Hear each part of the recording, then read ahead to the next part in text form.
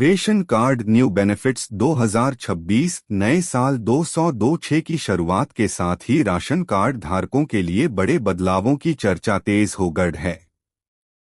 सार्वजनिक वितरण प्रणाली को ज्यादा पारदर्शी, तकनीकी रूप से मजबूत और जरूरतमंदों तक सीमित रखने के लिए सरकार कई नए स्तरों पर काम कर रही है। देश में करोड़ों लोग राशन कार्ड के जरिए सस्ते या मुफ्त अनाज पर निर्भर हैं। ऐसे में किसी भी बदलाव का सीधा असर आम परिवारों की रोजमर्रा की जिंदगी पर पड़ता है। हाल के दिनों में यह खबर सामने आई है कि 1 जनवरी 2026 से राशन कार्ड से जुड़े नियमों में कुछ अहम बदलाव लागू किए जा सकते हैं। सरकार का फोकस और बदलावों का उद्देश्य। सरकार का मुख्य लक्ष्य यह सुनिश्चित करना है कि सब्सिडी का लाभ सिर्फ उन्हीं लोगों तक पहुंचे जो वास्तव में इसके हकदार हैं। बीते कुछ वर्षों में यह सामने आया है कि कर अपात्र लोग भी राशन कार्ड योजनाओं का फायदा उठा रहे हैं। इसी कारण डिजिटल तकनीक आधार आधारित सत्यापन और डेटा अपडेट को प्राथमिकता दी जा रही है। नए बदलावों के जरिए न सिर्फ फर्जी राशन कार्ड हटाए जाएंगे, बल्कि वास्तविक लाभार्थियों को ज्यादा सुविधाएं देने की कोशिश भी की जाएगी। महिला मुखिया को आर्थिक सहायता का प्रस्ताव। राशन कार्ड से जुड़े नए अपडेट में महिला सशक्तिकरण एक अहम बिंदु बनकर उभरा है। चर्चा है कि आने वाले समय में बीपीएल या जरूरतमंद परिवारों की महिला मुखिया को सीधे बैंक खाते में आर्थिक सहायता दी जा सकती है। कुछ राज्यों में इस तरह की योजनाएं पहले से लागू हैं, जहां महिलाओं को हर महीने निश्चित राशि दी जाती है। इन्हीं योजनाओं को आधार बनाकर राष्ट्रीय स्तर पर विस्तार करने की संभावना जताई जा रही है। अगर यह प्रस्ताव लागू होता है तो इससे महिलाओं की आर्थिक स्थिति मजबूत होगी और परिवार के फैसलों में उनकी भूमिका और प्रभाव बढ़ेगा। इसके लिए यह जरूरी होगा कि महिला का बैंक खाता आधार से जुड़ा हो और डायरेक्ट बेनिफिट ट्रांसफर की सुविधा सक्रिय हो। अनाज की मात्रा में बदलाव की संभावनाएं। वर्तमान व्यवस्था के तहत प्रधानमंत्री गरीब कल्याण अन्न योजना में प्रति व्यक्ति 5 किलोग्राम मुफ्त अनाज दिया जाता है, जबकि अंत्योदय कार्ड धारकों को प्रति परिवार 35 किलोग्राम अनाज मिलता है। नए अपडेट में यह चर्चा है कि बड़े परिवारों या विशेष श्रेणी के लाभार्थियों के लिए अनाज की मात्रा बढ़ाई जा सकती है। कुछ राज्यों में पायलट प्रोजेक्ट के तौर पर अनाज वितरण में बदलाव किए गए हैं। इसके साथ ही फोर्टिफाइड चावल का वितरण भी बढ़ाया जा रहा है, जिससे लोगों को आयरन और अन्य जरूरी पोषक तत्व मिल सकें। सरकार का मानना है कि सिर्फ पेट भरना ही नहीं, बल्कि पोषण स्तर सुधारना भी उतना ही जरूरी है। डिजिटल राशन कार्ड की अनिवार्यता। कागजी राशन कार्ड अब धीरे धीरे इतिहास बनते जा रहे हैं। उनकी जगह डिजिटल राशन कार्ड और स्मार्ट सिस्टम को बढ़ावा दिया जा रहा है।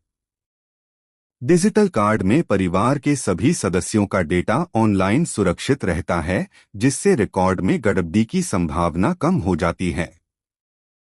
राशन की दुकान पर अब बायोमेट्रिक या ओटीपी आधारित सत्यापन जरूरी किया जा रहा है। इससे यह सुनिश्चित होता है कि अनाज सही व्यक्ति को ही मिले। यह बदलाव पारदर्शिता बढ़ाने और भ्रष्टाचार रोकने के लिए काफी अहम माना जा रहा है। ईकेवाईसी क्यों जरूरी हो गया है? ईकेवाईसी को अनिवार्य बनाने के पीछे सरकार का साफ उद्देश्य है।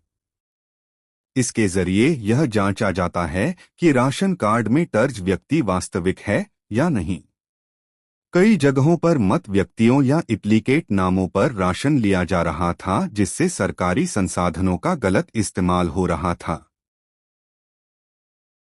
ईकेवाईसी प्रक्रिया के तहत लाभार्थी को आधार कार्ड और पंजीकृत मोबाइल नंबर के जरिए अपनी पहचान सत्यापित करनी होती है। यह काम नजदीकी राशन दुकान या कॉमन सर्विस सेंटर पर आसानी से किया जा सकता है। समय रहते ईकेवाईसी न करवाने पर राशन कार्ड अस्थायी रूप से बंद भी किया जा सकता है। अपात्र परिवारों की पहचान और छंटाड़। सरकार यह स्पष्ट कर चुकी है कि जो परिवार अब आर्थिक रूप से सक्षम हो चुके हैं, उन्हें सब्सिडी योजनाओं से बाहर किया जाएगा। जिनके पास 4 पहिया वाहन, बड़ा पक्का मकान, अधिक कृषि भूमि या स्थायी सरकारी नौकरी है, वे बीपीएल श्रेणी में शामिल नहीं रहेंगे। इसके अलावा इनकम टैक्स भरने वाले परिवारों के राशन कार्ड भी रद्द किए जा सकते हैं। राज्य सरकारें समय समय पर सर्वे कर रही हैं और डेटा के आधार पर पात्रता की समीक्षा की जा रही है। इसका मकसद यह है कि सीमित संसाधनों का सही उपयोग हो और मदद उन्हीं तक पहुंचे जिन्हें इसकी सबसे ज्यादा जरूरत है। आय सीमा में संभावित संशोधन। महंगाई और बदलते आर्थिक हालात को देखते हुए बीपीएल श्रेणी की आय सीमा में बदलाव की भी संभावना है। कई सालों से आय सीमा में कोई बड़ा संशोधन नहीं हुआ है, जबकि जीवन यापन की लागत काफी बढ़ चुकी है। सरकार इस बात पर विचार कर रहे हैं कि नई आय सीमा तय की जाए, जिससे ज्यादा जरूरतमंद परिवारों को योजना में शामिल किया जा सके। One nation one ration card की भूमिका। One nation one ration card योजना पहले ही पूरे देश में लागू की जा चुकी है। इसका सबसे बड़ा फायदा प्रवासी मजदूरों को हुआ है। अब कोई भी व्यक्ति अपने मूल राज्य से बाहर जाकर भी राशन ले सकता है, बिना कार्ड ट्रांसफर कराए।